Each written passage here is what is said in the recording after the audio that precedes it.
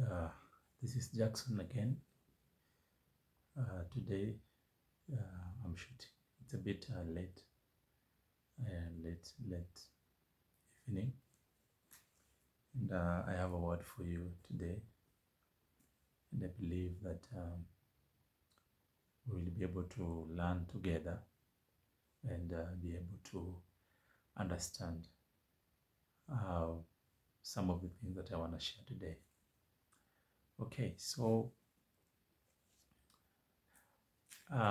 just want to say that Satan, his name is Lucifer. He used to be called Lucifer.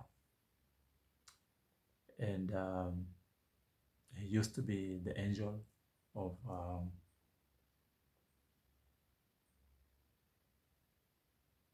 the angel who was in the department of serving the Lord in righteousness for an undetermined period of time.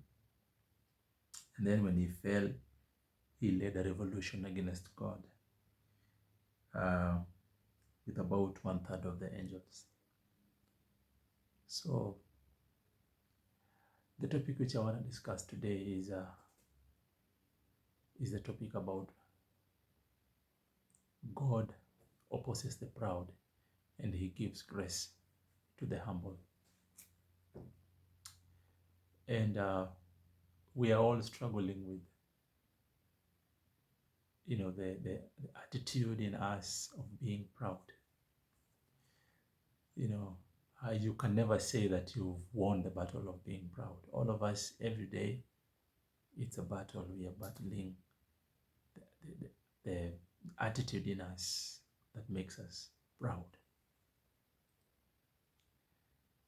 And I've seen proud. There's a proud that is evident, and there is a proud. There's pride that is hidden. So here I'm not talking about personality, because it's easy to confuse a personality. There's some people who are more confident. They're more confident of who they are, and it can be seen as pride. There's some people who are quiet, and it can be seen as humility. That is not true. That is not true. When you talk about pride is the fact that you see yourself better than anything, than anyone. In fact, even better than God. Okay. It's elevating yourself higher, because that is what actually brought Satan down. And when you read Isaiah chapter 14:13, it says, "For you have said in your heart, I will ascend in heaven. I will exalt my throne above the stars of God. I will sit also upon the mount of the congregation in the sides of the north. I will ascend above the heights of the clouds. I will be like the Most High." You see, so Satan here is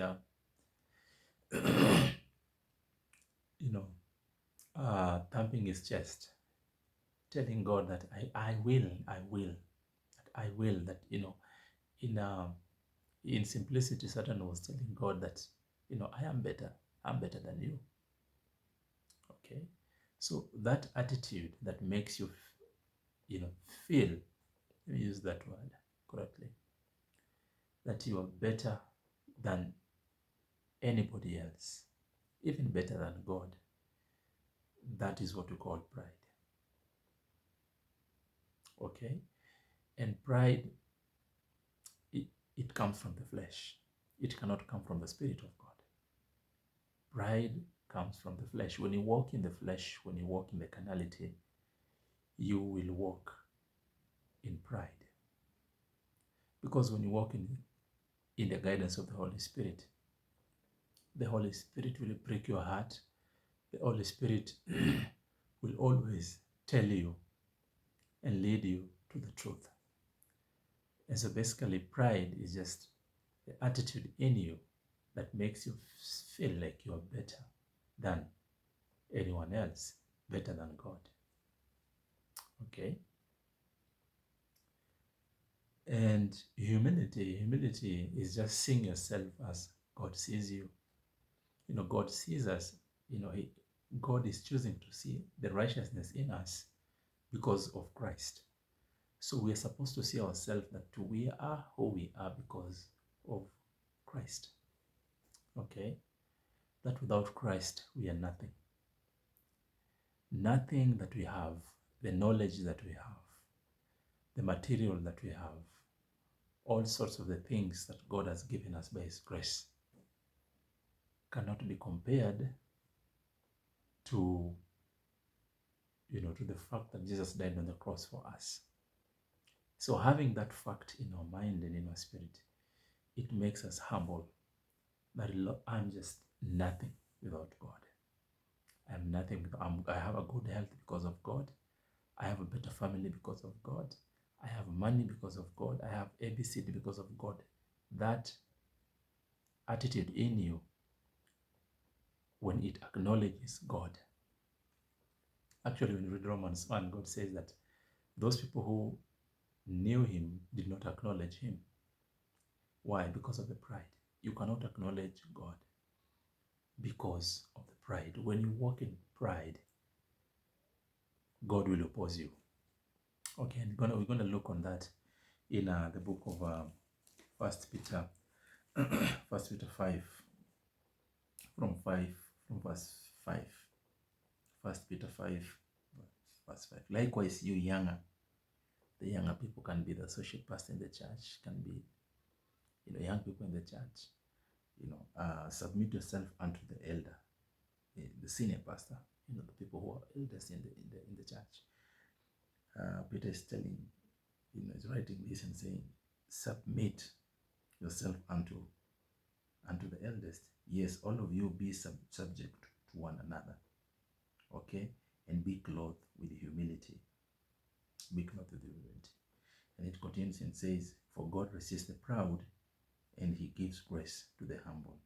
Humble yourself before the Lord, under the almighty hand of God, that He may exalt you in due time. Okay. God opposes the proud. When you are proud, God will oppose you. Do you know what it means to be opposed?